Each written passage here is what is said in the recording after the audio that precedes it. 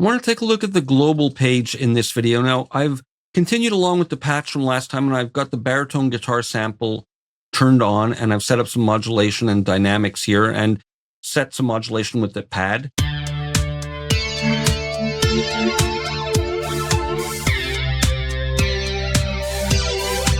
Maybe I'll set the minimum mix a bit higher so I can get a nice variety of the sound by moving the puck around. Now on the global page, we have two sections here. We can assign controllers to move the XY pad controls around, and we have global effects. Now let's start with this.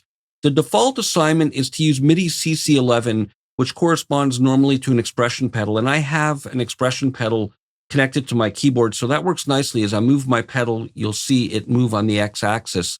And the mod wheel, MIDI CC1, is assigned to the Y-axis, so I can move my mod wheel, and that moves. So now I can play with one hand and use my left hand and foot to control the movement.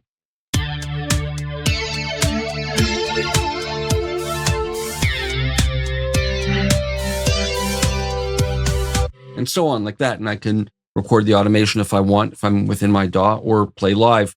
Now we can also assign other controllers. I can use this to mouse slide to different controllers, or I can use the learn function. Now, let's say I want to use a couple of knobs on my controller. I'm going to go learn and move that. And I've assigned a knob that's assigned to CC25, and I'm going to learn the next one. And now I can use the two knobs to move the puck around.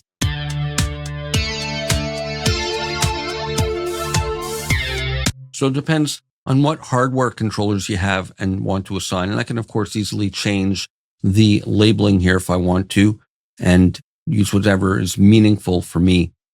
Now here we have global effects. So we have the same kind of workflow where we have the 9 slots and we choose none to zero out whichever of the 4 slots are selected. So let's go to the first one. Now these are going to happen signal flow wise post the processing that we have here and post any of the send effects, which we haven't looked at yet, and we will. But back to here, maybe in the first slot, I'm going to call up some delay. Let's see what that gives us.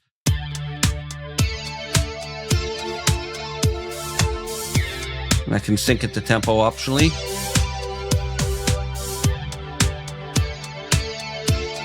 Kind of interesting.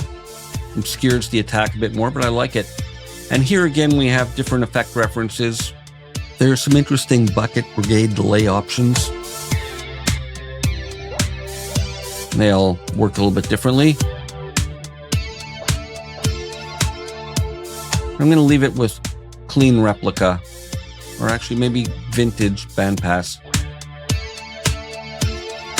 I'm going to go back with that.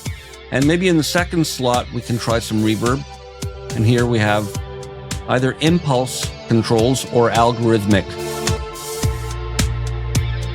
And again, we can assign various parameters and then modulate them optionally if we want. So that's the global page, very intuitive and straightforward. We'll continue with more in the next video.